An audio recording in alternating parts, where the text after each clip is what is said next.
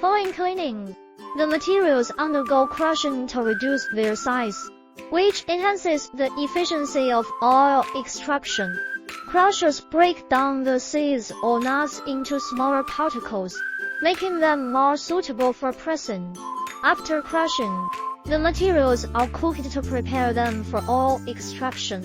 Cooking equipment uses heat to alter the structure of the materials. The next step is oil pressing, where screw presses or expellers extract the oil from the prepared materials. These machines apply mechanical pressure to squeeze out the oil, leaving behind a solid residue known as cake or meal.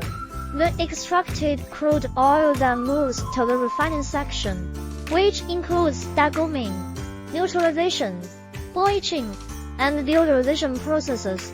Refining equipment ensures that the oil is free from impurities, has an appealing color. Finally, the refined oil is filtered and packaged.